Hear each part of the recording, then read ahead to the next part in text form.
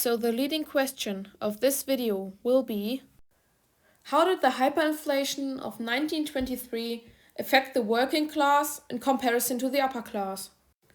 First of all, what does hyperinflation even mean?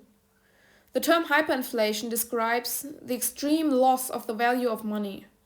While a slight inflation is bearable, even beneficial for the economy, a high inflation can cause damage to the system, while a hyperinflation could cause its collapse.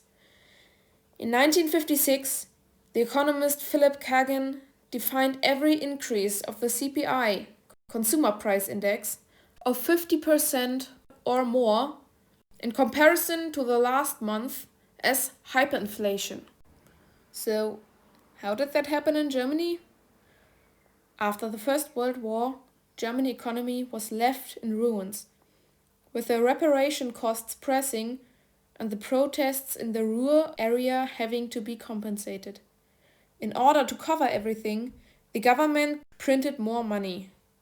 This led to the devaluation of the money and thus created an increase of prices. The wages didn't rise as fast, which led to another shortage that was solved again by printing more money. That cycle repeated itself until prices had risen up to an almost ridiculous height. For example, a loaf of bread costed 1/4 Reichsmark in 1918, 3 Reichsmark in 1922, and over the course of 1923, the price increased up to 4 billion Reichsmark. The hyperinflation was finally stopped when Hans Luther introduced a new currency, the Rentenmark, with 1 Rentenmark equaling 1 billion Reichsmark.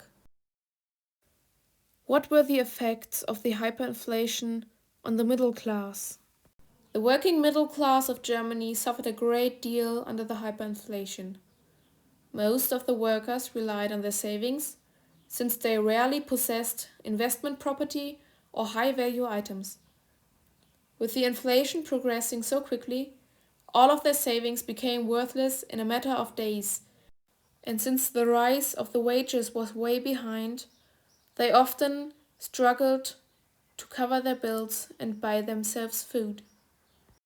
At the end of 1923, it wasn't uncommon to see children playing with worthless banknotes, people hauling buckets filled with money, or even using it to fuel their ovens or using it as tapestry. The only ones in the middle class who didn't suffer as much were the farmers that could depend on themselves for food.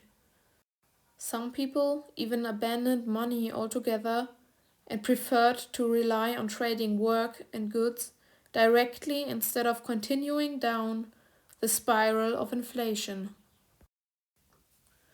The upper class had it easier. On the long term, there were even some of its members who managed to make a profit through the inflation. Anything that's value wasn't bound to German money alone kept its value. Objects like diamonds, antiques, expensive art or gold didn't become worthless and thus secured a stable payment.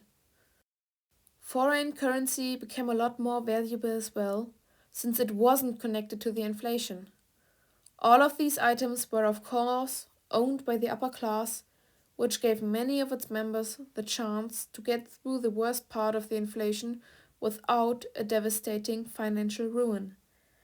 But everyone who relied on their savings lost everything and suffered as much as every working class member. Others that saw the catastrophe coming managed to make a profit by investing in the beginning of the inflation. They bought high-value items, land, living property and durable food on credit and paid it off with money worth next to nothing. The government and the state had an enormous profit considering that their debts from the First World War were easily paid off. The money that they owed the citizens, an amount that reached millions before, had now the value of a few pennies. And then there were the winners of the inflation, like Hugo Stinnes, who earned the name The inflation king. The industrialist had expanded his companies and done some smart investments in the beginning of the inflation. He created one of the largest concerns in Germany, a huge machinery that included mining, steel and iron production, as well as trading and shipment across land and water. Within a few months, he became the richest man in Germany. But his triumph didn't last long, since he died in 1924 during a gallbladder operation. After his death, his company fell apart.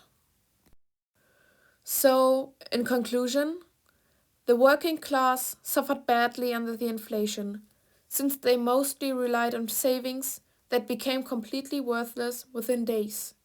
Farmers were lucky because they now had profitable business and could care for themselves. In the upper class, only those managed to escape poverty who invested early on in the inflation, like Hugo Stirnes, who became the richest man in Germany. The government paid off all of its debt to the people in worthless money and only managed to stop the inflation by introducing a new currency.